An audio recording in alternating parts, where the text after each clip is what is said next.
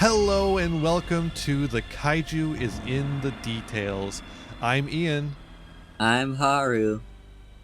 And what is this podcast? It's new. It's brand new. What is it?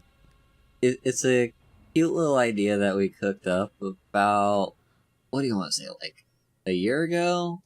Oh, Well, it no, feels like it was two. not over a year ago. It was like, it was like, yeah, like a year and a half, maybe 2 years. It feels like 9 million years ago. I've had this podcast idea for a lot longer than that, actually. I retrofitted this for you because you hadn't seen any kaiju movies, and Yeah, I need to show you kaiju movies. yeah. Like, This is what the podcast is. It's an excuse for me to force my favorite movies onto people. I mean, I am well overdue for watching kaiju movies. Yeah, I mean, you would have watched it sometime in the past year and a half, but I told you not to. So, Yeah.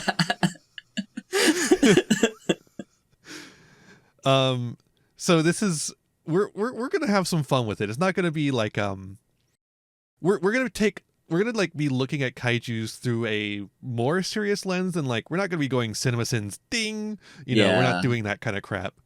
You know me, I like to be a little bit more thoughtful with my media criticism. But we're not going to be doing like Doug Walker style recapping the movie and going, wasn't it neat when Bumbulor hit the guy on the chest with his boom ray? We're not doing that shit. Yeah. We're not going to recap the movie like without other than like maybe bare basics just so you understand what we're talking about. Like in the moment to moment, we're going to be looking at movies like more thematically and more like technically. I want to talk about like what's going on behind the scenes. I want to talk about what's going on with the genre. I want to talk about what's going on with the themes of the film. I want to talk about movies. Yeah. I don't want to talk about what happens in movies. If you want to find out what happens in the movie, go watch the movie. Watch the damn movie. They're good. But we're in an attempt to like help this process, we're actually going to be watching the movies in chronological order as best we can. Obviously, sometimes something will slip through the cracks a little bit, and we're just going to need to we're going to need to like go back to it in that case. Yeah. But for the most part, I've got a very long list of kaiju films in chronological order, and we're going to try and watch them in that order, except for the dubs, which here. So for those who don't know, kaiju films made in Japan need to be dubbed into English for an American audience because we can't read. We simply refuse to, or weren't ever taught to, or we just don't care for reading. Reading sucks. Anyways, let me tell you about the books I read about kaiju films. No, but because of that, because just like market pressures force companies to dub their films, and force is a strong word, but when distribution companies come to Japan and say, I'm going to bring your film to America, they go and dub it. And like, quite frequently these dubs are radically different from the original film, not just in like how they change the audio, like the actual what's being said, but also frequently they record new scenes for these films and cut out scenes from these films. So they're actually an entirely different cut from the original. And they released like several years after the original. So chronologically speaking, we should be like going back to these films, but I don't want to do that shit. I just want to cover them right when I have covered the other one, right? I think that just makes more sense. I think probably the best example of this is going to be the 1954 Godzilla, Gojira. Mm-hmm. That film has a very radically different American cut that came out 2 years later. And we're going to cover that right after it. And then it also has a very radically different Italian cut that came out in 1977, I believe. So we're also going to cover that. but I'm not gonna wait. Like that's gonna be like 30 episodes or so before we come back to Godzilla, the original Yeah. Godzilla. Like, come on, man.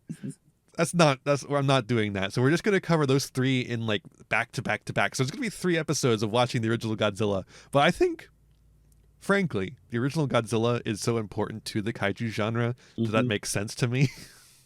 And those 3 movies back to back to back is part of the reason why we're not just going to give a recap of what happened in the movies.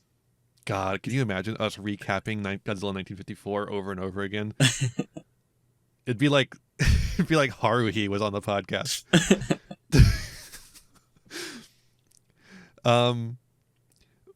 I will say, if you notice we miss something in our chronological order, please like let us know. Like, add us on Twitter or put it in the comments of the YouTube upload of this. Let us know. I want to know, because I want to go back and get those, especially before we get too far away from them, because I want to put every film in its proper historical context of the other films. Speaking of the films, though, we have, I think, perhaps a generous interpretation of kaiju. I don't know, Haru, have you looked at the list? I glanced at it. So you might notice there's a lot of American films in there, and I think that's fair. I think that's very fair, because Americans started the kaiju genre. Like, not to be like, a weird American about it, but Americans started the kaiju genre with, of course, the topic of this episode, King Kong. And so we obviously have to cover King Kong. Right? Yeah. And if we're covering King Kong, we also kind of got to cover Son of Kong. And we also kind of got to cover Mighty Joe Young. And we really should cover The Beast from 20,000 Fathoms, because that's a huge influence on Godzilla. Yeah. And if we're covering all of those, we should probably cover them. It just goes on and on and on. So there's a bunch of American kaiju films in here that people might not consider kaiju films. I don't know. Do people consider them a kaiju film? I don't know. I do. It's got giant ants in it. That's a kaiju, right? You're the expert. Expert's a strong word. Expert's a very strong word, but I know a lot about it. I will say, between the two of us, you're the one that's most familiar with kaiju media. For sure. For sure. I'm just being dragged along as as a test subject. No, but we do need to show a lot of that other stuff just because of the influence it has on the genre. And we're both historians here, and we know you can't really teach history without providing context for that history. I've got a master's degree in it. Isn't that crazy? Being smart. Whoa. Yeah, context is everything. And also, like, when you look at the etymology of kaiju, it just means strange creature. It doesn't even mean giant. Dai kaiju is giant strange creature. So, like... Damn, does that mean the autism creature is a kaiju? Yeah, I think so. So I got stuff in here like the Beast of Hollow Mountain, which is a very strange entry. We'll cover that when we cover that. I don't want to actually spoil it yet, because I want to have Haru's reaction to it. And we actually have some things I would actually not classify as kaiju films myself. Matango. Matango is a Japanese film that does not feature any giant creatures. It does feature creatures. They are strange creatures, but they're not giant creatures. And I think the kaiju genre is really focused on the dai kaiju, not the kaiju. So I wouldn't classify them as that, but they are Ishiro Honda, the director of Godzilla and many other Godzilla films. directed movies of strange creatures made in the same time frame as the other Godzilla films. So they're just important contextually, even if they're not actually kaiju films. Sounds good. But like, what is a kaiju, right? What is a kaiju after all? What is a kaiju film, right? Mm-hmm. So the thing about kaiju films, like, how would you classify a kaiju film in like cinematic genre language? I may. So when I hear the word kaiju, I think Mm-hmm. of big monster, like non-human, Yeah. like giant monster, usually involved in some sort of destruction. Sometimes it can be destroying a city, sometimes it can be protecting a city from being destroyed, but it like there is going to be some amount of destruction in Mm-hmm. a kaiju film. Yeah, I do think destruction is a key defining feature of the kaiju film, and that's something that Jason Barr agrees with in his book, The Kaiju Film, which is a critical analysis of kaiju film. Very good book. I do recommend it. I think he gets some things wrong here and there, but I think it's because he's trying to cover way too many films Mm-hmm. in one tiny little book. I don't think he had time to fully watch them and thoroughly digest them. There's like little minor errors here and there I kept noticing, but and that's because I watch these movies too much. But I think kaijus are an interesting thing because if you try to classify them in like the classic film genres, it's not. It's kind of a sci-fi film, but it's not quite a sci-fi film. Mm-hmm. It's kind of a horror film, but it's not quite a horror film. Yeah. It it's interesting, and this is something Jason also brings up in his book, Jason Barr, because yeah, kaiju's are hard to place. The kaiju film, unless you put it in just its own genre, it's hard to place in any other genre. Uh, like it has sci-fi elements, but the sci-fi is extremely soft for one. Mm-hmm. The some of the sci-fi we'll see in here is the softest it could be. It is a it is a rotten fruit. We can push right through it. um So we're not gonna get any like Godzilla meets Star Trek. no, even Star Trek is not particularly hard sci-fi either. But we're not really in the realm of fantasy either, although we can see kaijus in fantasy. I mean, we'll actually see some films in this list that are retellings of Japanese myth that feature kaijus that are done in the classic tokusatsu style. So Mm-hmm. um, there are like historical precedents for kaiju. Like, this feels like the whole thing. Like everyone always says, like superheroes are the modern Greek myths. You know, Mm-hmm. that's what kaijus. Kaiju. You could do the same thing with kaijus. Like they're the modern Leviathan. They're the modern uh, Colossus, Behemoth, Loch Ness sea Orochi. monster. You know, it's all that. It's all that stuff. And we will see it. We will actually see some Sam Squatches. Cool. Well, a Yeti technically, but they're basically the same thing, except one's made up by white people and the other one's made up by different white people. I'm pretty sure the Yeti was made up by different white people.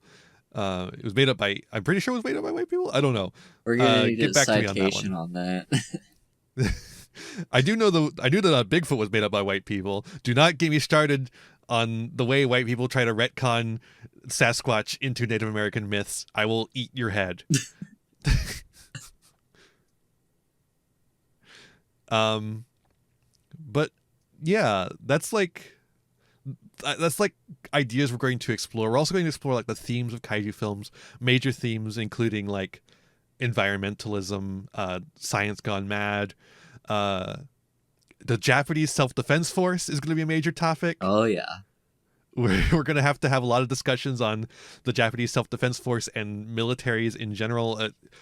When we get to the modern era, which is going to be several episodes from now, like it's going to be a lot of episodes from now. When we get to the modern era, though, we're going to have to discuss the way the U.S. military interferes in Hollywood filmmaking.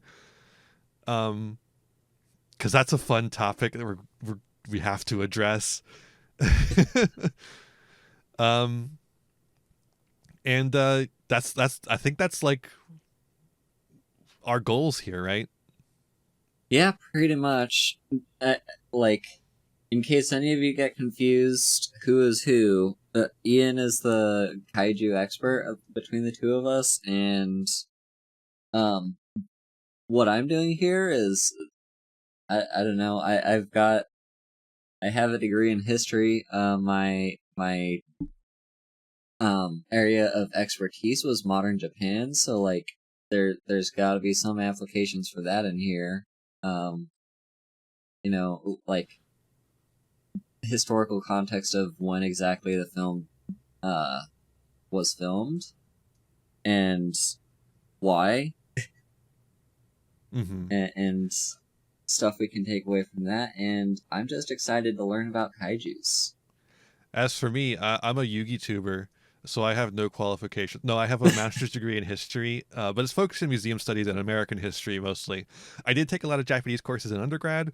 That was a long time ago, though. So, and a lot of them were focused on, earlier periods. Modern Japan was only a focus of one of the classes, and that was like a general ed course. So that was, it covered the entire history of Japan in one semester.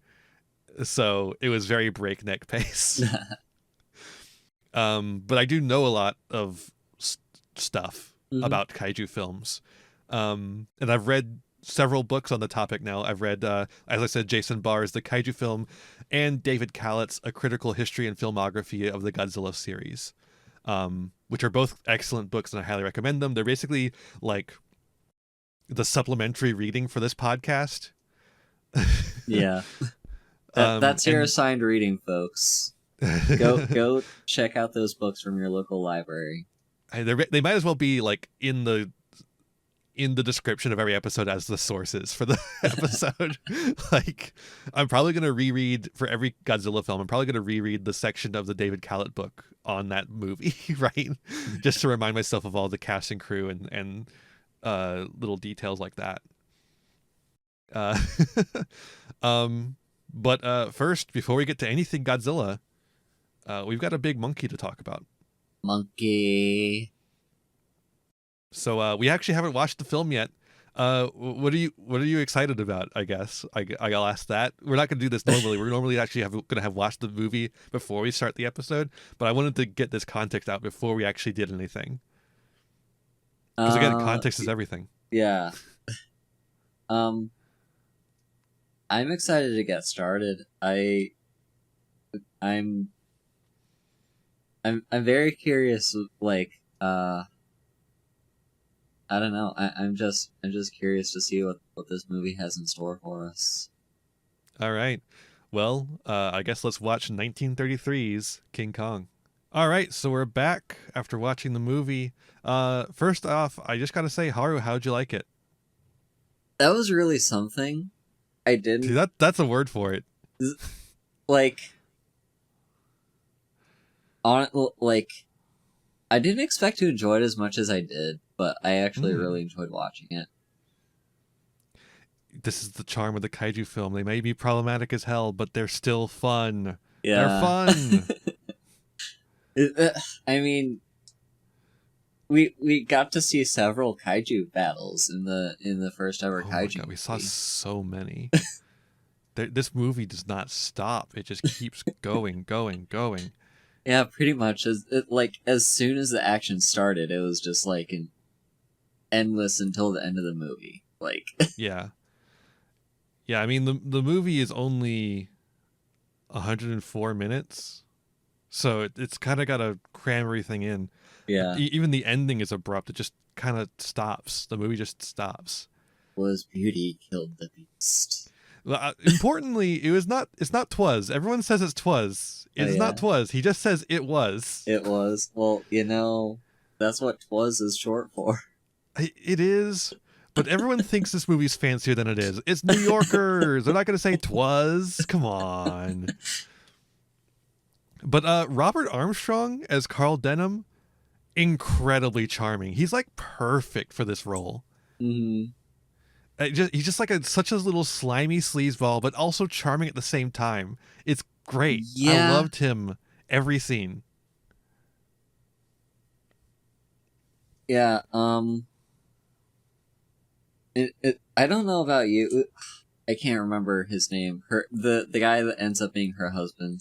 Jack Jack Driscoll. That's Bruce Cabot playing Jack Driscoll. I don't know about you, but I got more sexual tension between her and Kong than her and Jack. Oh my god, that romance was dog. Oh my fucking god. It really was just kind of like thrown. It really was just kind of like thrown in there halfway through the movie, like, oh, all of a sudden I'm a love interest. It's like, oh. They set it up, but they set it up in the most boring way possible. Yeah. It's just like, oh, we don't like each other. I don't want a woman on board my ship. What? Yeah.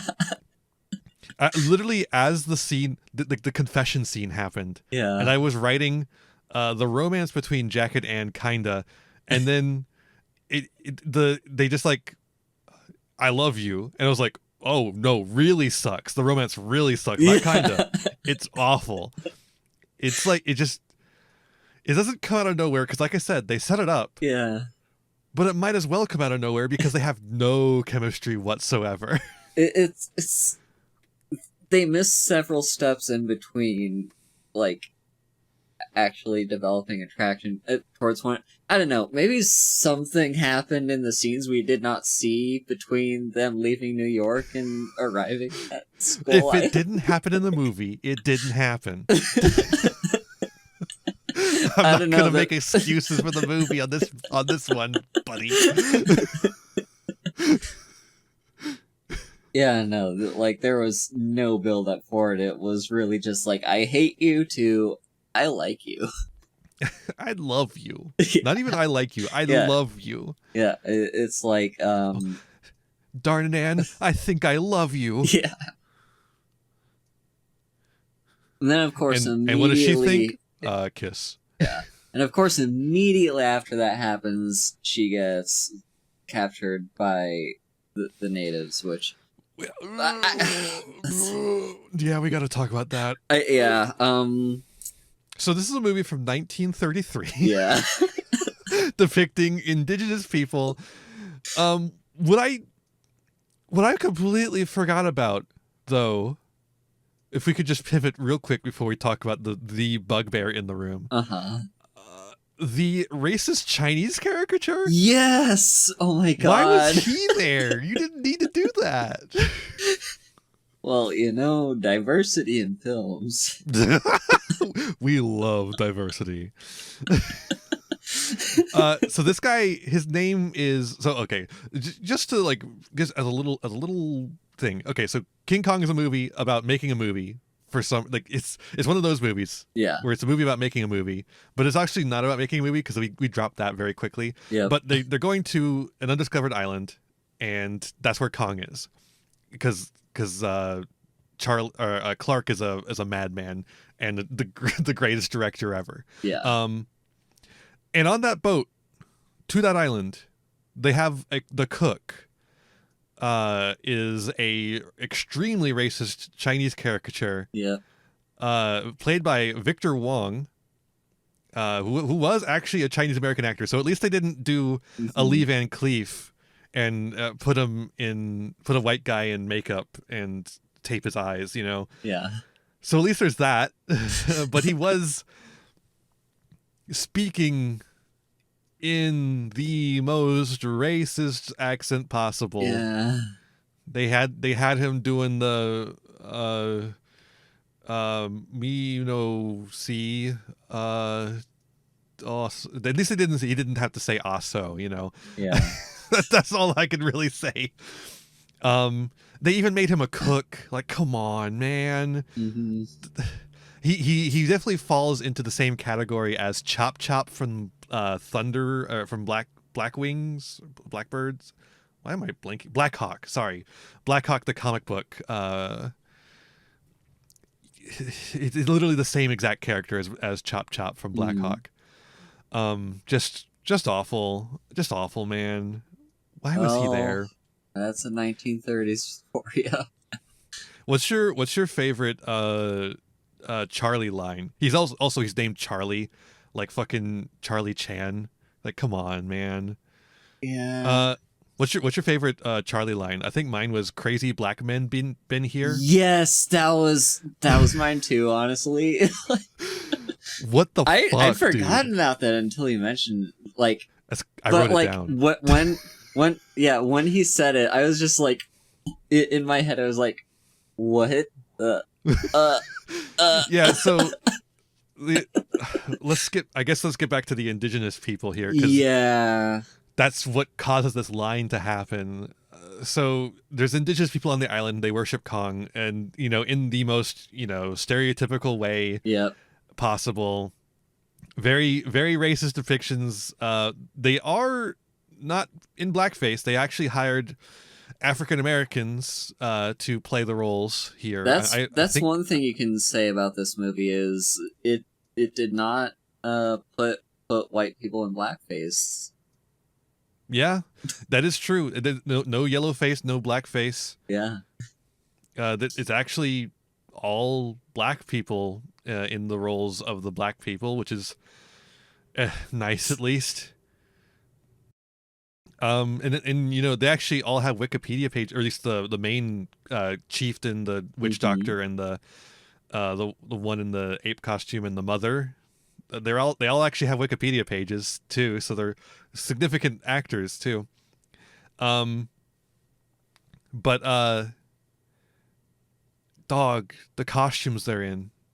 Also, the fact that we're in the South Pacific, and we have technically black people playing the roles of Asian people, but let's not get into anything like that.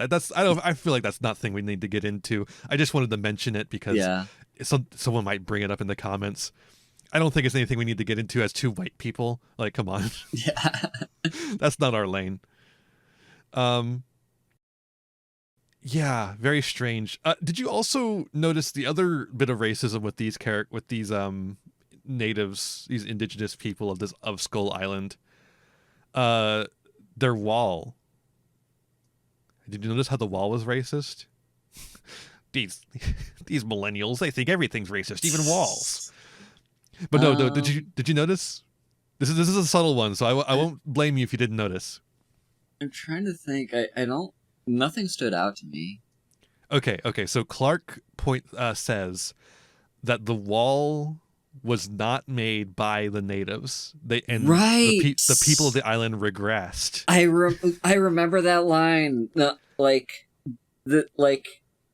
was an ancient civilization that built the wall, and why do we build the wall? We build the wall to set us free. Anyways, and the natives just kind of like you said, essentially regressed, and now they just maintain the wall. They forgot what civilization was like. Yeah, this is a reference to a white supremacist conspiracy theory. Oh my god! Of Hyperborean Atlantis. Have you heard of this? I mean, I've heard of Hyperborean Atlantis. Yeah, okay. So Hyperborean Atlantis is an idea that all of civilization was actually made by some white people from Hyperborea, which is northern Russia. And that's what Atlantis is Hyperborea. It's these people from Hyperborea came and they made Atlantis. But they also made every other civilization, including India and China, and that's why they're so civilized in India and China, because the Hyperboreans came and they made all that cool stuff, and then they left, and then they got worse. The people there got worse when the Hyperboreans left, and the Hyperboreans were white, obviously, and they also came to the Americas and they built the mounds of Cahokia, and that's why everything is so advanced with those mounds. And so this is a key cornerstone of esoteric fascism. which if you Side don't know is note, the religious like side of fascism. side note, that there are so I've played a lot of Assassin's Creed games, and that in the lore of Assassin's Creed is like the origin of humanity is essentially that. That's insane. I did Yeah. not know that. What the fuck? I can't believe they did that. Because, like I said, it is not just like an influence. It is a foundational text of esoteric fascism. Like it comes straight through from Helena Blavatsky to fucking Himmler. Like, like, and then to the weird esoteric Nazism. The Hitler worship and all that. Like Mhm. it is a straight line. And yeah, this film does dive into it a little bit. Yeah. So I found that very interesting. Yeah. Yeah, like uh, so yeah, like the role of the natives in the film are well so Antagonist yeah, yeah, so when we like and plot what device. yeah, when they first meet the natives, like they're in the middle of that ceremony, Mm-hmm. and then the chief is like face to face with them and like tells him go away, and then he lays eyes on this white woman, and he's Because like, everyone knows that colored skinned yeah, people love white women. Like yeah, they have to have them, right? yeah, pretty I'll trade much. you 6 of mine for 1 of yours. 'Cause I like it so Exactly, much. I need Kong needs it. like and they even mentioned that, like, you know, she's a blonde, so like of course they'd want her, and it's just Not a lot of like blondes out here. They all have that mid Atlantic accent. yeah, so None of them sound like they're actually from New York. They all sound like they belong in Atlantis. Mid yeah, Atlantic, get it? so yeah, they just see this blonde white woman that's with that group that they're telling to go away, and they're like, oh, actually, I'll give you 6 of our women if you let us give her to Kong. Yes. And then of course Kong loves her. And Yeah, that's the thing with this movie is that you can't avoid the fact that Kong necessarily represents indigenous people of all kinds. yeah, Which is extremely uncomfortable with the way the movie frames Kong as a savage beast. He's literally a yeah. monkey. He's literally a monkey. like Um, like and we haven't really got to the talking about the end of the movie yet, but like when they take him away from his homeland and bring him to civilization, he's very destructive. yeah, It, again, you should have watched the movie. yeah, If you care about the order of things, you should have watched the movie. yeah, Um, but yeah, it's the movie has a lot of. I mean, obviously, Kong represents nature in general, but hmm, Kong represents this racialized view of indigenous people as part of nature, but like the bad part of nature, yeah. not the good part of nature. that It's that esoteric fascism loves so much. the term not fashion. uh, the term savage would be probably used. Yeah, no, the term savage is like the undercurrent of the movie. Yeah. Like we want to use this word so bad. uh yeah, like that really is the depiction of, because like as soon as she gets captured by Kong and we step on the other side of that wall. And we're sacrificing women to gods in the first place. Yeah. um as soon as we step onto the other side of that wall, everything there wants to kill them. Like It is all the wall monsters to they wall monster fights. all the dinosaurs they run into, everything, it just there is no order. It's all chaos. Everything is fighting each other, and It's survival of the fittest, yeah, pretty which much. again, a major part of esoteric fascism. Yeah. It's crazy. Speaking of those dinosaurs, though, uh, the effects in this movie are crazy. Yes. This is 1933. We are only a few years away from silent films. For extra context here, we have stop motion animation done by Willis H. O'Brien, who you might know better as the mentor to Harryhausen, who is one of the most famous stop motion animators ever. This is the guy who taught him that. So he's crazy with it. It's just crazy. Mm-hmm. Kong looks great, but the dinosaurs look even better because they don't have all the fur. The fur is it's a problem. Yeah. For sure. You notice it ruffling around a lot in like weird ways, but you could just say it's the wind, you know? Yeah. I'm sure some of it was intentional, as like that's the wind blowing the hair a little bit. But yeah, the dinosaurs look incredible. Yeah. Like, speaking of the animation, that first scene where Kong just appears is unforgettable. Mm-hmm. Like, and as you were mentioning as we were watching the movie, like, imagine the people in the 1930s just watching this movie. They have no context for what a kaiju movie even is. Mm-hmm. What are they thinking? Like, I think so you have had like The Lost World, which was a silent film that featured claymation dinosaurs fighting each other, or stop motion animation dinosaurs fighting each other. But I do wonder, like, you're sitting there in a theater in 1933 and you're watching the movie King Kong. I imagine there was a monkey on the poster, so you're expecting a monkey, Yeah. right? But what are you expecting it to look like, Mm-hmm. right? As it comes out of the woods. Are you expecting to see this giant stop motion animation? Are you expecting to see a guy in a suit? Are you expecting to see a real monkey that's in a like miniature play place?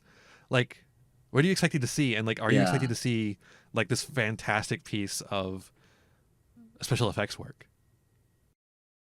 And like, special effects work is going to be such an important phrase for us here, because like the genre that we're talking about, the kaiju genre, in Japan is called quite frequently called tokusatsu, which just means special effects. Yeah. Like tokusatsu is just a special effects film, right? Mm. And so the special effects is like a big feature of the genre. And they're just top notch here. And the movie knows it too. The movie is like absolutely showing off. Because one of the main interactions throughout the movie is Kong holding this woman in his hand. Mm-hmm. And like, these days doing something like that would be pretty trivial. But you just need an animator to do it in a computer. Like, it's simple. But like back then, they did an excellent job of having Kong picking her up and setting her down and carrying her around, and like, we have a live human woman in the clutches of this of this stop animation beast. Yeah, this little figure. Yeah. This little action figure. And you know, the technology here is pretty interesting. You're basically, what you're doing is you're dissolving all of the film that isn't her, and then you're putting her putting her film on top of the film with Kong, but you've also got to cut around the hand. Yeah.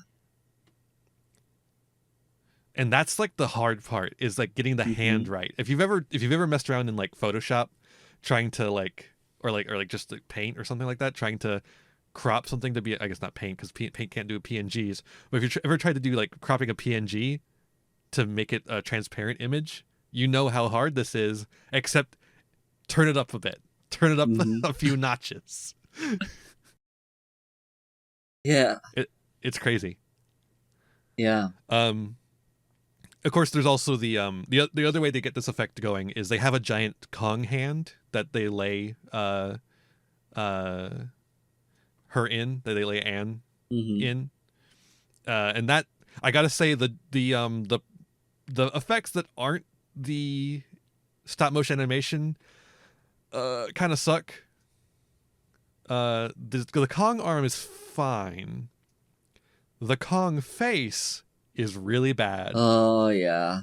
The close up face of Kong, and this is something we're gonna actually have to talk about with Godzilla too. The close up face of Kong really sucks though. Yeah. I don't like it. um, but what I did like, uh, is the Stegosaur scene. Yeah. So, I'm curious, Haru. Do you know how they did that effect? Because Um. they don't have green screens, but they do have screens.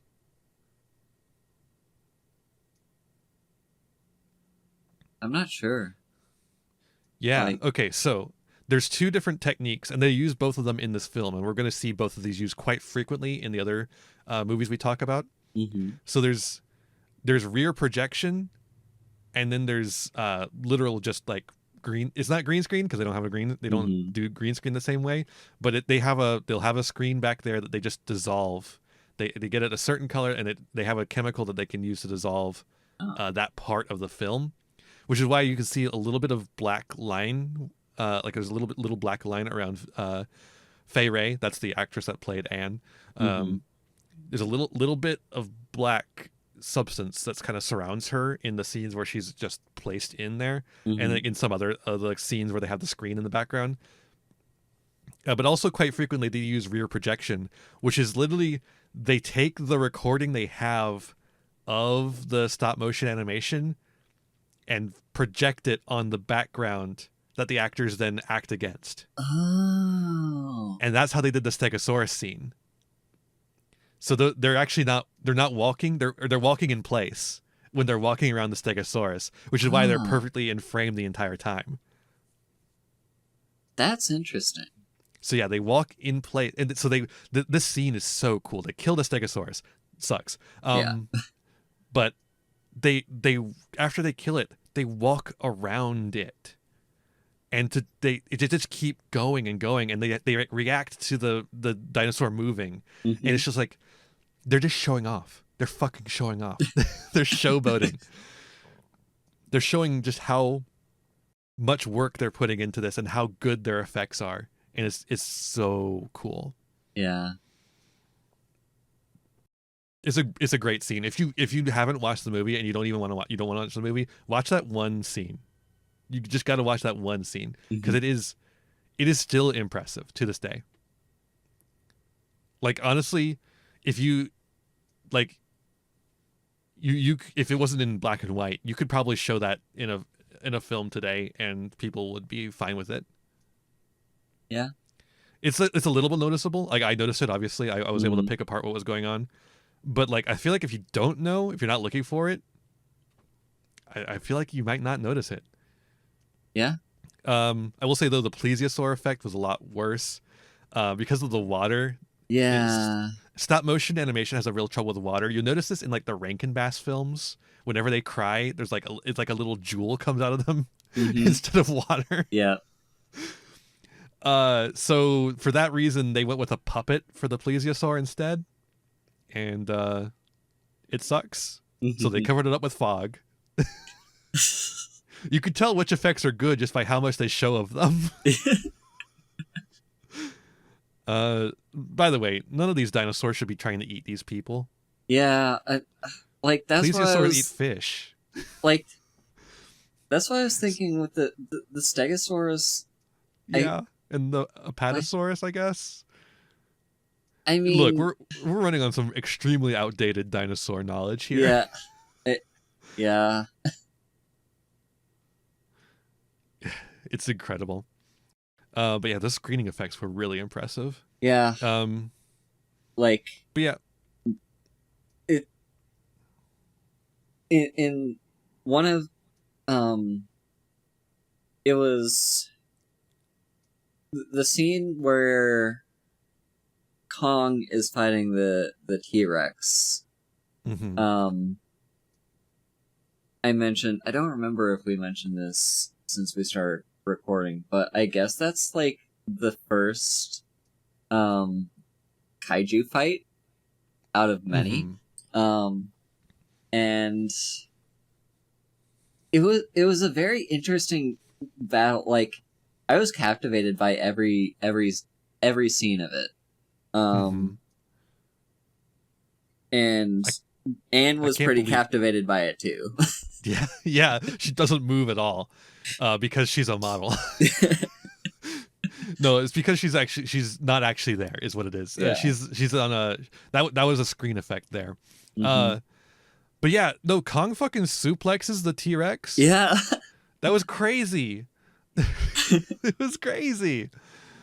Um, And like yeah, that moment onwards, like I was started paying more attention to those sorts of interactions between like three parties: Kong, Anne, and like random dinosaur whatever number 5. happens to also be attacking at the moment. Like, we've got the T-Rex, we've got like it wasn't a snake Yeah, exactly because it had because little it had flippers. It feet, was a but mother plesiosaur. yeah, it was like another dinosaur, and then there was like the Pteranodon. pteranodon. Like, every one of those scenes, I I got the feel that Kong was sort of protecting Anne. Yeah, yeah, and that's something we're actually going to future filmmakers, when they come back to Kong, are going to play around with a lot. Mm-hmm. Is this idea of Kong as a protector rather than just a molester? Yeah, and Which, speaking of, like, he does have that one scene where he strips Anne. yeah, Really gross, very horny. Thanks, movie, but also the effects are insane. yeah, I can't believe they were doing that effect where he was able to pull the clothes off of her. That was crazy. yeah. Like, that's what I mean when I felt more sexual tension between her and Kong than with her and whatever that guy's name Yeah, but is. it's kind of a bad sexual It tension. was it was very one sided. Because any other scene, like in any scene where you hear her talking about her experience, she did not have a good experience. That woman is traumatized. Yeah, she's always like, that night, Yeah, that one horrible night. yeah. Not that she has a um, whole lot of scenes after that, because her purpose is served. yeah, pretty much.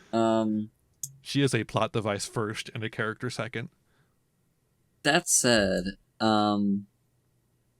like she, I don't know. I kind of lost my train of thought there. Sorry. Oh no, you're fine. Yeah. So,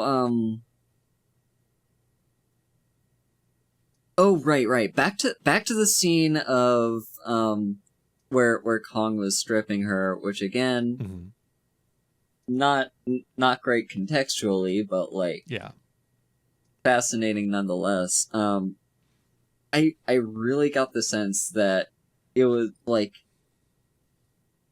it would pretty much just be like, a regular person holding a doll. Like, that was the Mm. scale size there. It's like, Yeah. to Kong, she's really just a plaything. Mm-hmm. It is very reminiscent of a like playing with a doll kind of deal. Yeah. I think that seems intentional, honestly. Like the way that Anne ragdolls Mm-hmm. around, um, it does seem intentional to me. Yeah. Uh, and speaking of that scale, though, King Kong is a mite bit smaller than the kaiju that will succeed him. Mm-hmm. Um, so he is much more on a human scale than his contemporaries like Godzilla, um, which is I think is interesting. It's as a start to the genre, it's like, yeah, we can only make the guy so big, right? Yeah. If we made a King Kong like Godzilla size, that would be ridiculous. Like, come on. Hmm. That said, like they really play around with that scale in the very Hmm. first scene where we see him, where he's just sort of appearing from just through the trees. Like they're playing with perspective there. Like she's in the foreground, he's in the background, but Hmm. like it makes him seem so much bigger than he actually is. Hmm. Like it really plays off. Um, it really just plays off the perspective of like his size. Yeah, for sure. Uh, and that scene there, the sacrifice scene, also has like an absolutely beautiful shot when they're actually tying her up, when they go up those steps. These just the that ceremonial platform against the night sky, Mm, just incredible, incredible. yeah. Um, what'd you think of the sound design? Um. The so one thing I noticed during the T-Rex fight is I think they're using some kind of wildcat roar for the sound of the T-Rex. Hmm. I'm not entirely sure. I wouldn't Um, be surprised. but like the noises of the jungle and like um and of the various monsters that they run into all like really set the scene and kind of pulls everything together. And the music that's playing throughout pretty much the entire film Hmm. is like it's very like it feels very typical for like a movie from that time period. Um, but like it worked pretty well. Yeah. Hmm. It the music is like nothing special except for the fact that it syncs up perfectly with every action everyone does. Yeah. Did you notice that when the chief was walking towards them, every step was a brass note? It's like brr, brr, brr, brr, brr. Like I don't every think I single noticed step he that. made towards them, there was a tuba playing or trombone. Yeah, I don't think I actually noticed that, but you Yeah, do make a good point there. Like it was crazy. I Like the amount of work to sync that up is actually insane in that, especially in yeah. that time period. Like Um you would have just had to record it and then record the play, and then you'd have to like literally just be watching and sync it up. mhm. Because I noticed it sometimes he wasn't quite doing it in the rhythm, and so the fucking trombone had to speed up a little bit to catch up. and yeah, similar to that, the one thing of the music that I did notice was like, and this is why I mentioned that it's like fairly typical for that time period because they like in a lot of fight scenes they wouldn't necessarily like actually hit each other so that they'd like um so they'd use the music to emphasize like oh that person just got hit. Hmm. um I hear that a lot throughout all the fight scenes in this movie. Is Yeah, like except they're actually allowed to hit, so it just like makes it yeah, extra brutal. yeah. So we hear like lots of cymbal crashing and lots of just accented notes. Oh, That like that the when band here's a is perfect playing. example. A perfect example of this is when Kong grabs the plesiosaur that was attacking Anne and then whomps it on the ground, and Yeah. the band goes whap Yep. whap. Yep. That really stood out to me too. Like I could hear that thing die. like like it might as well have been the noises the thing was making. Yeah. Also here, looking here, Kong's roar was made with captive lions and tigers, so I wouldn't be surprised if the Mm. dinosaurs Wait, Spivak created the hisses and croaks of the dinosaurs with an air compressor. Oh, Okay, the vocalizations of the Tyrannosaur were mixed in with puma growls, that's what I was hearing. and then birds quacks were used for the Pteranodon, as you might expect. Yeah. But I also want to put attention on the Kong's love grunts. Apparently, is what they're called. What? Gross. The little noises he was making. He was going. Uh-huh. I love those noises. Now that I know they're called love grunts, I don't like them as much. Yeah. But Murray Spivak, which was the sound effects guy on the film, he made those himself. He just like grunted into a microphone Huh. and then played it at slow speed to like make it deeper. It's always fascinating to hear how like how noises are made in especially in older films. Oh yeah, Because Foley like is so fascinating. because like these days we have access to like all sorts of technology. We can make up noises with computers. Back then they had access to just what they had. Mm-hmm. It's- yeah. Here's some more Foley trivia for you. For the 8 huge footsteps, Spivak stomped across a gravel-filled box with plungers wrapped in foam attached to his own feet, and the sounds of the chest beats of Kong were recorded by Spivak hitting his assistant, who had a microphone held to his back, on the chest with a drumstick. Huh. Foley artists will do anything to get the sound. Yeah. Also, real quick, while I have this up, apparently the score was actually unlike any that came before and marked a significant change in the history of film music. So the reason why that you're thinking that the music is typical of the era is Mhm. because this film made it that way. Wow. It was the first feature-length musical score written for an American talkie film, so Oh. that's why, I guess. Yeah, I mean, yeah, I guess so. Like, King Kong really was a pioneer in the film industry. It is like, I don't know if it's the first blockbuster, but it's very close to it. Yeah. And that's like another important part of the kaiju formula is that kaijus are blockbusters, whether I like to admit it or not. Mm-hmm. Because blockbuster has such a dirty name these days, but it didn't used to necessarily. Speaking of like just Kong being a film, I so something I was just kind of wondering throughout the movie as I was watching it, like early on anyway, when they were setting everything up of why they were going to the island in the first place. What's this movie trying to say about people who like try to shoot films? It it kind of says Or- that they're a little crazy, Eh. but I think everyone knows that, right? Yeah. You gotta be a little crazy.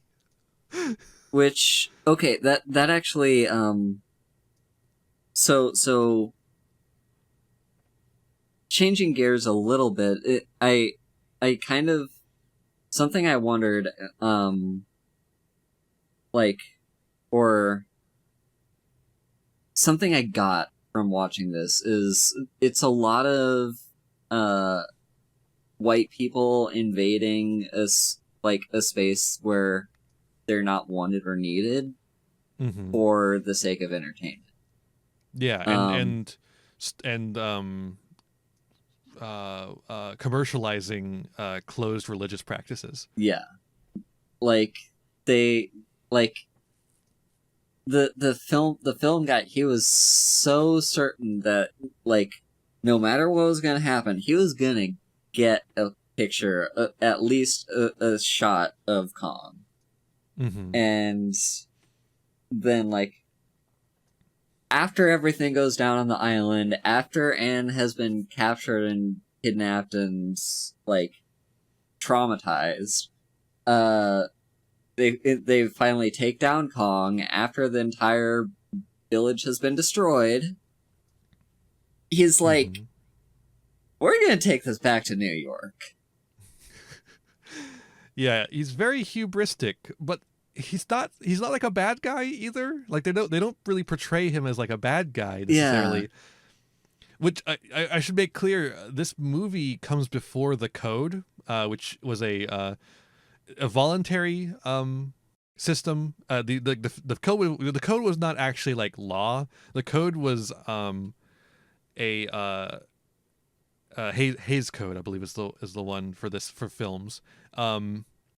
Is actually a voluntary process that the film industry put upon themselves so that they wouldn't get regulated. So they self-regulated instead of letting themselves be government regulated, right? Mm-hmm. And part of the Hayes Code actually like prevents you from having this kind of moral grayness. I think maybe it would allow it in this instance because it's not like he's a gangster or whatever. Mm-hmm. But the Hayes Code really stifled a lot of moral gray characters, and so I think this is just like a good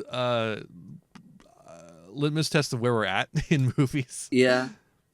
But like he doesn't like portrayed as bad for his actions. Yeah, he doesn't strike me as like a villain. He's just kind of the driving force behind. Like if it weren't for him, none of this would have happened. Yeah, he's hubristic and people criticize him for that for sure, but they're still friends with him at the end of the day. Yeah. Like nobody tells him to fuck off. Yeah. And I guess this guy has like a bit of a reputation behind him because like he's very determined that he's gonna make this film happen. Like For sure. the night that they are about to cast out to the island, he still doesn't have a woman to play the role he wants. Yeah. And he so, just like goes out and finds one. yeah, He's just like really wandering around New York. Goes out in New York, takes a taxi, finds like the first woman he sees, and is like, "Hey, do you want to be in a movie?" Technically, she's like the seventh woman he sees because he sees all those women at the yeah, true, at the homeless shelter basically, and is like, nah, none of them are pretty enough. Well, he needs a blonde. Yeah, yeah, because there's not many blondes around those parts. But yeah, yeah. this is the kind of guy that's willing to go to any length for the sake of his brand, I guess. Like, yeah, for his art. Yeah, that's a good way of putting it. Like, but he doesn't seem to care a whole lot about the art of it. Yeah, necessarily. He cares about the money. He's more interested in like. He's not at all interested in like taking things subtly or like or just trying to take an approach that's going to have the least amount of impact on its environment. His approach is really just like, this is going to make me a millionaire. Yeah. Yeah, and he says that several times. Like, he's going to make us all millionaires. Let's go. But he also does that to manipulate people, right? Yeah. He's a master manipulator. But look, again, nobody like breaks up their friendship with him because of it. But he is like a kind of a sleazy guy. But he's very charming too. And I think, like I said, the actor does a fantastic job here of like threading the needle on that. Yeah. Robert Armstrong, just incredible. Yeah, it's very interesting. Like, and like, because there's a lot of moments, like there's not a single moment where I think of him as like, oh, this is the bad guy, but yeah, a lot of scenes with him, I'm just like, oh, I really don't like him. Like, I don't like this guy as a person. Yeah, but like, also you want to like him. Yeah, because he's fun and he's got that smile. Yeah. He has a really cute scene with Anne at the beginning of the movie when they first meet, where they're like shaking hands and they give each other like a little smile, and it's just like, wow, everything's gonna go great. Yeah. But like, the thing is though, the weird thing about this movie is that Clark is like the only interesting character to talk about other than King Kong himself. Yeah, Like, what is there to Anne's character? Woman. pretty much. What is there to Jack's character? Guy. Yeah, He's like, he's the leading man, I guess. But really, Clark's the leading man. He's like the lead actor. But Jack is the one who gets the girl. yep. But also, Jack has nothing else about going on with him, except for the fact that a woman shouldn't be on this ship. Oh, I love you now. Yeah. I guess he's the one crazy enough to follow Kong Yeah.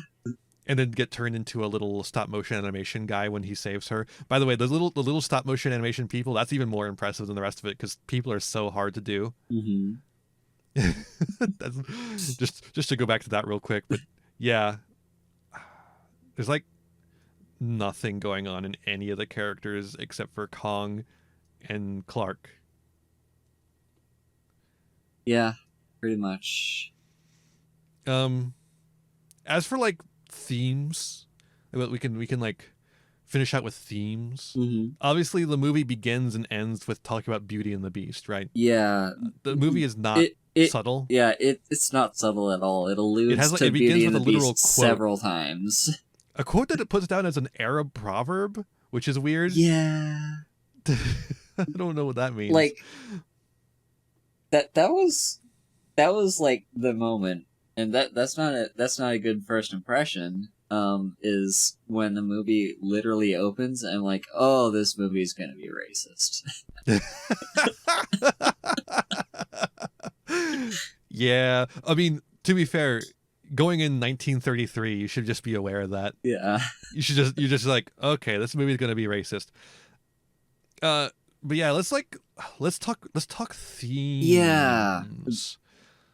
Like, the theme is racism. No, there's like a couple of things going on here. There's obviously Beauty and the Beast. Like, in a way, the theme kind of is racism. You know, you get white people stepping in on this like untouched history of like a native tribe worshiping their god, and then these white people are stepping in with commercialism and be like, hey, let me see your god. Whitey always has to show up and ruin everything. Yeah. But then you also have like this uncomfortable metaphor of Kong as the indigenous person, Yeah. which is, but also Kong as nature, and the two of those are very intertwined because of the history of the way we the history that the way white civilization has viewed the indigenous person as a representation of all that's wrong with nature. Yeah. And the frightening parts of nature.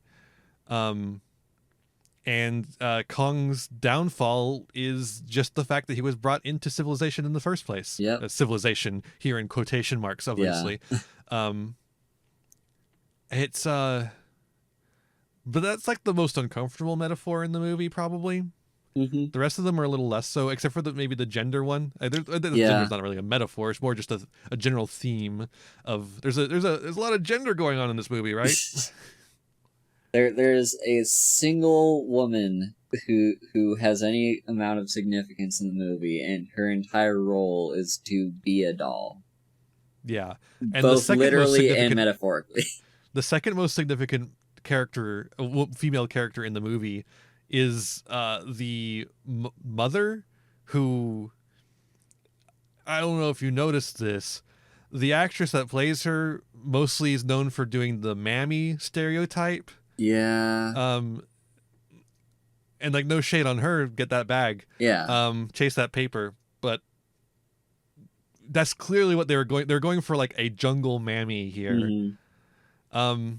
We should note that King Kong was obviously very heavily inspired by a series of jungle films that came out slightly before it. One of which was an incredibly racist movie, which I believe, what was it called, Itanga or something like that. Oh, I think I've heard of that one. Yeah. In which gorillas, non-consensually have sex with a woman, Yeah. a black woman, It's real race exploitation stuff. Black exploitation. It's not even black exploitation because black exploitation has a different connotation. It's race exploitation filmmaking at its worst. Mm-hmm. And that the success of films like that are a huge influence on King Kong being made in the first place, which is why it looks the way it does. Yeah. And features the bits that it does. By the way, did you notice that the indigenous people suffered much more gruesome deaths than the white people did? Even though plenty of white people died, but they died in, the little silly puppet died, right? Mm-hmm. The little silly puppet got eaten by a dino and then thrown into the water. And the little silly puppet fell in the crevice. Yeah. But no, and the actual actors of the indigenous people get squished by a giant King Kong puppet. Yep. Into the mud. And also, like, their entire home gets completely devastated. And meanwhile, New York is like barely harmed. yeah, like we have like he fucks up one train. Yeah, there was very little actual destruction of New York. Like, yeah, he broke a few windows. He broke a few windows. He broke the train seemingly for no reason. Maybe he wanted to fight the train. I don't know. I guess I don't know. But meanwhile, New York's just too technologically advanced for him. Yeah. Meanwhile, the natives just their home is completely destroyed, completely devastated. There is no effort at all on the white people's part of like, oh wow, these people don't have a home anymore because it's completely destroyed. I wonder if we should help them. Oh, they're just despite the fact that the indigenous people, obviously the indigenous people started this kind of by capturing Anne and sacrificing her to the god, but the white people brought Kong to their place and let him in, and the indigenous people tried to help stop him from getting in. Yeah.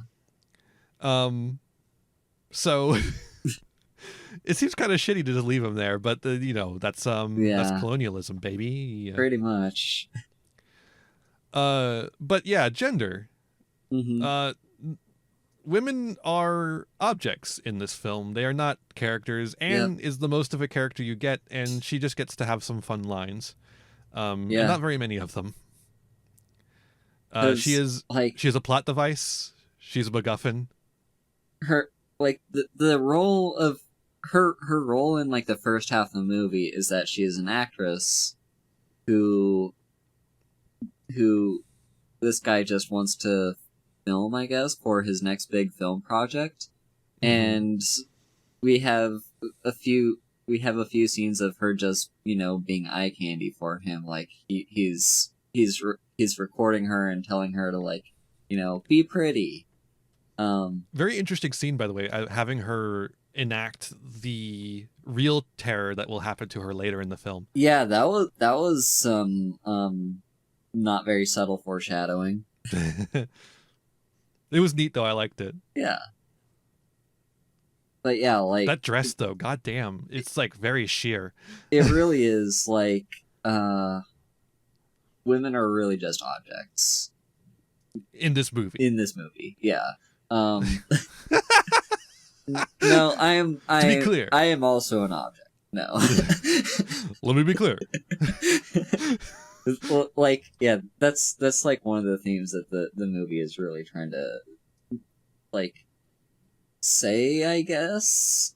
Yeah, I don't know if it's trying to say it or if that's just the prevailing attitude of everyone making it, and so it just bleeds through the pretty film. Much. Like it. I don't think that's the intentional message of the film. That's just like, although Beauty and the Beast is a pretty gendered message, isn't it? This Beauty and the Beast, Beauty kills the Beast theme. Yeah, that's. So what is that line? Like, falling in love with women is bad for your health. Is that line? Is that line trying to say that if Kong hadn't like gone after Anne, like he would have been fine?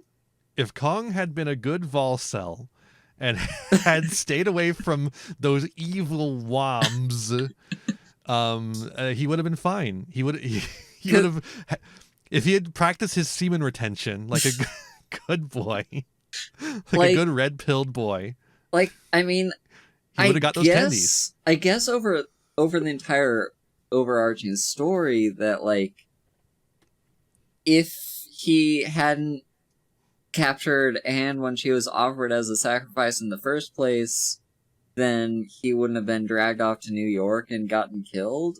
But Yeah. like What? that, I mean that still feels very little agency on his part because she was literally offered up as a sacrifice. Yeah.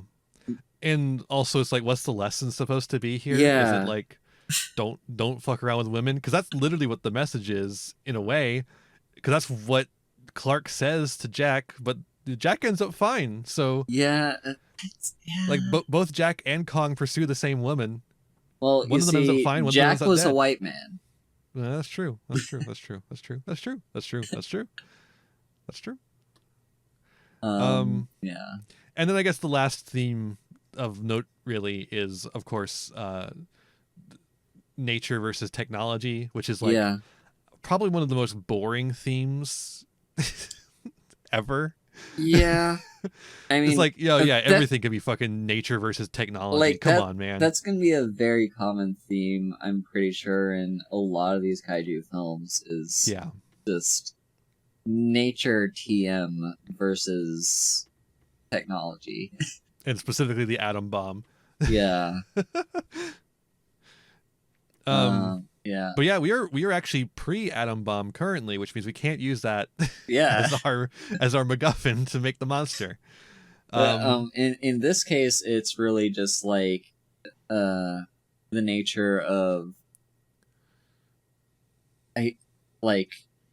indigenous civilizations, I guess. Yeah, like the fact that like nature in Kong, represented through Kong, cannot survive in the modern world. Yeah. And the modernity will inherently kill nature. Yeah. Which kind of fucking sucks.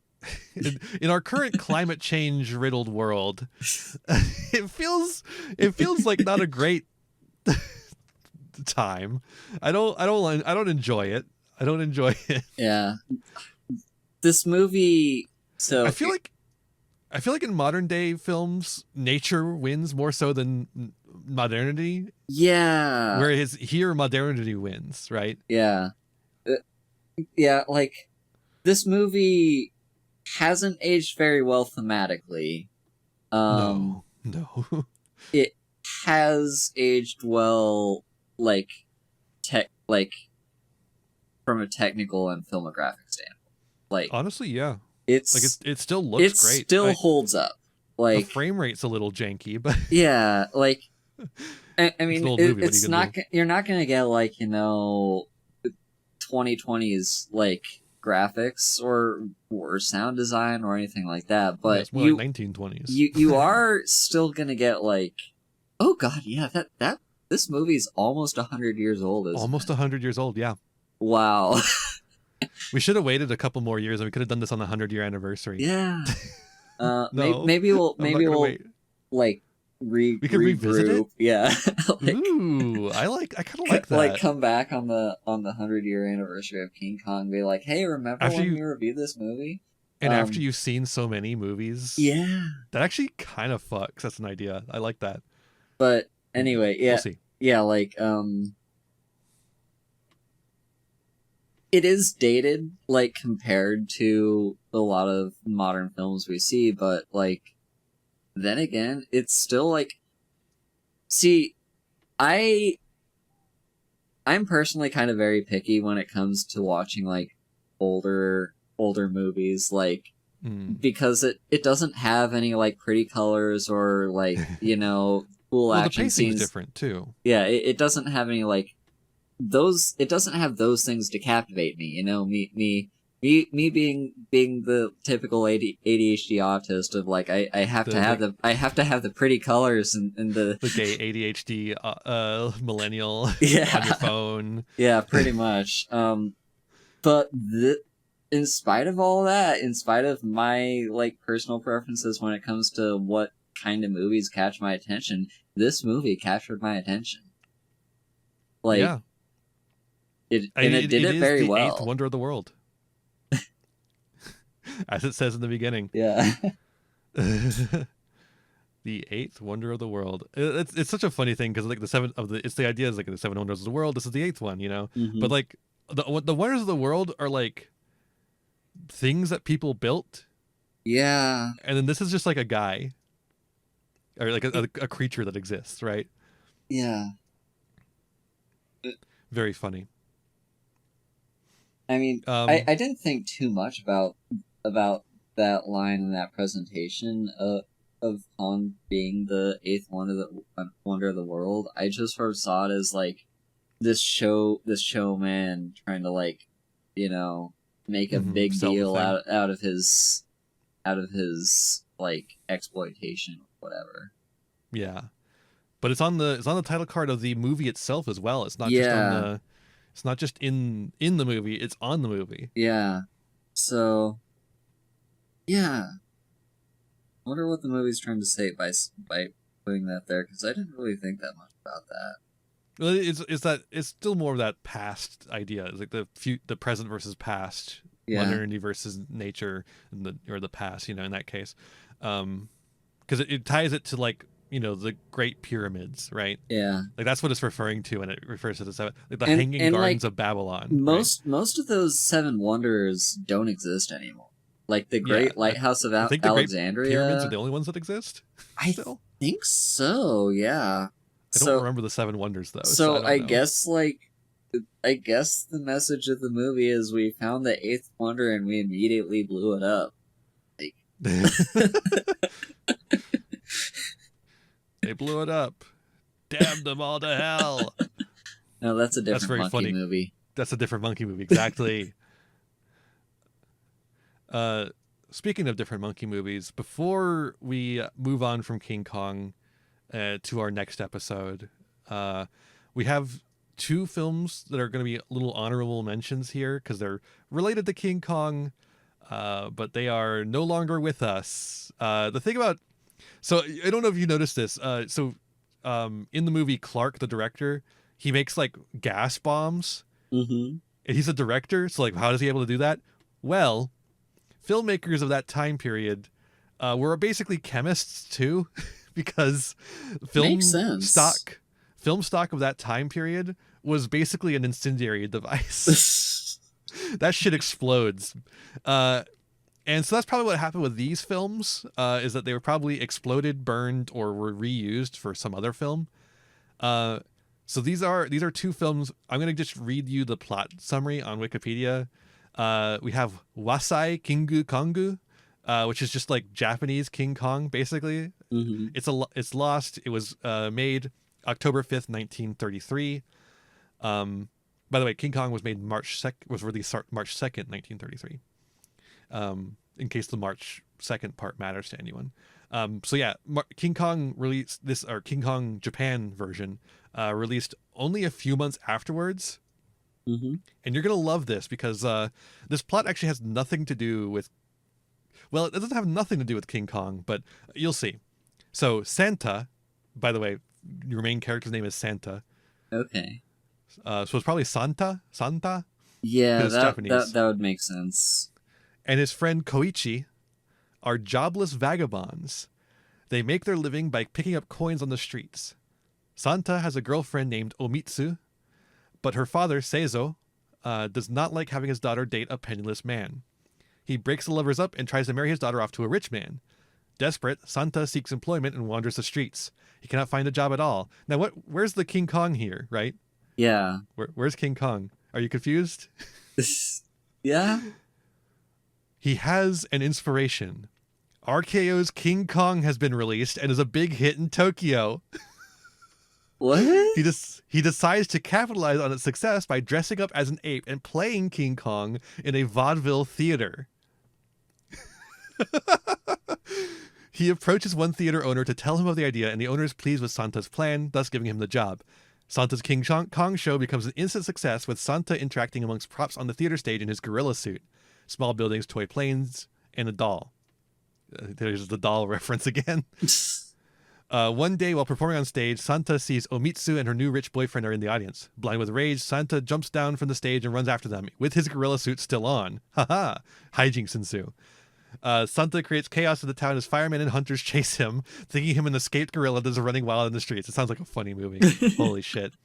Eventually, Santa confronts the rich boyfriend and knocks him unconscious. He puts the gorilla suit on him and leaves him lying out cold in the street.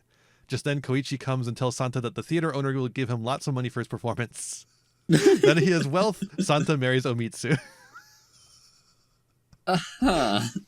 So it's actually a comedy film that uses the King Kong movie as a backdrop to the story. But it does have a man in a rubber suit, which sets the stage for Godzilla. Isn't that crazy? What a weird little film. That's interesting. Go ahead. And it has like a happy ending too, like because the guy who like grew up sort of like just as a beggar on the streets now has like lots of money and he can have the girl of his dreams. Yeah, I do like that he put the gorilla suit on the other guy. Yeah, that's very funny. Yeah, like I when that happened, like when you mentioned that, I'm like, oh no, so he's gonna get like arrested by the police, right? Like or something.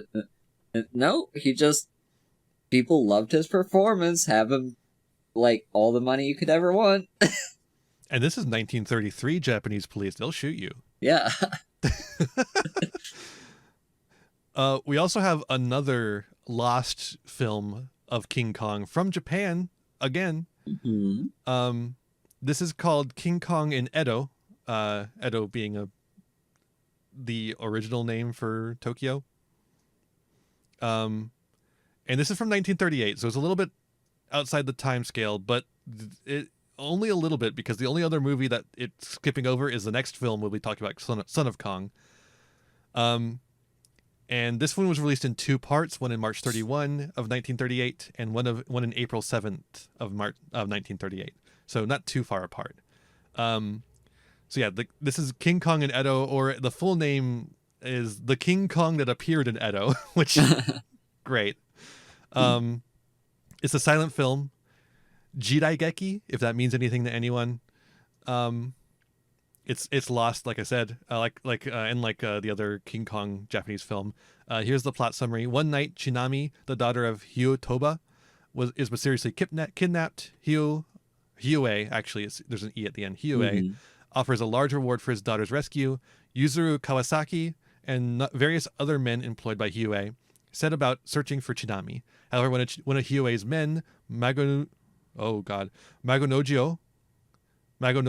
Go, does not partake in the search because he was the one who had Chinami kidnapped.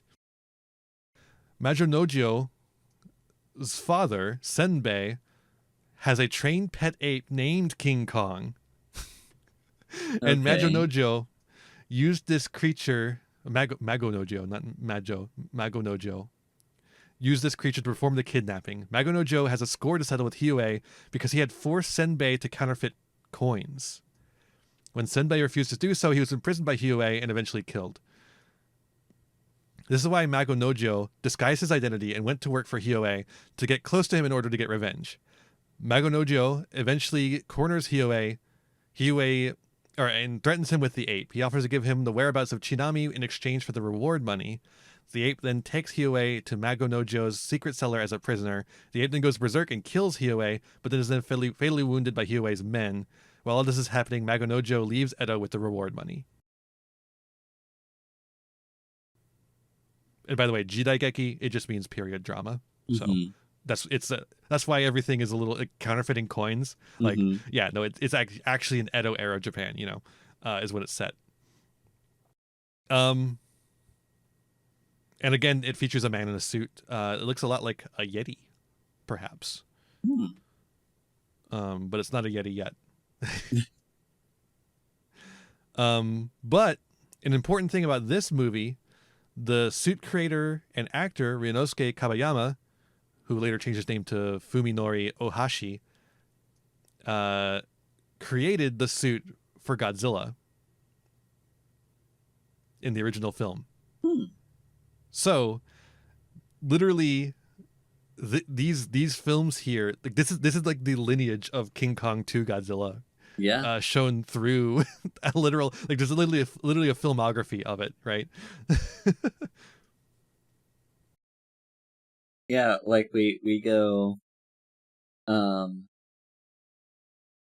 from the stop motion animation of King Kong to guy in a suit Tokusatsu.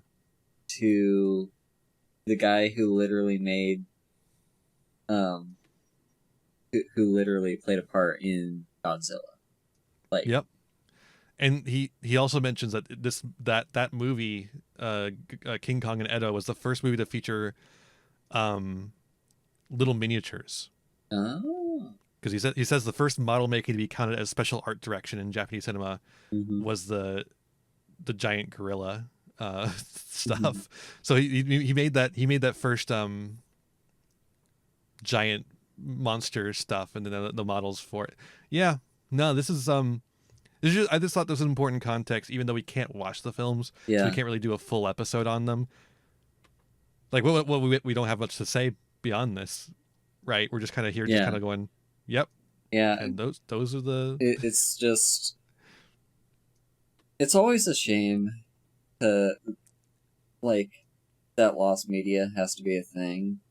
yeah, Because these are like as you pointed out, these are like important films that bridge the gap between King Kong and Godzilla, and just like also just in general, they're also films that sort of helped pioneer what would become the kaiju genre in mm-hmm. quotes. Yeah. So yeah, it's just These kind of a shame that these we won't be able to see these. Yeah.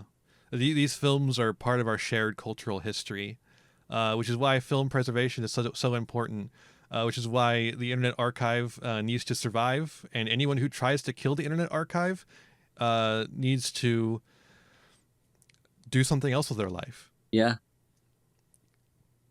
like Um, Internet Archive never did anything to hurt anyone. It's there yeah. for just preservation. Companies will not save you. Pirate your films. This has been a lovely episode.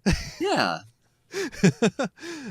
Next time we'll be covering Son of Kong from December 22nd, 1933. Hope to see you So there. we'll see you then. Uh, any closing thoughts? Haru, Yeah. where can people find you?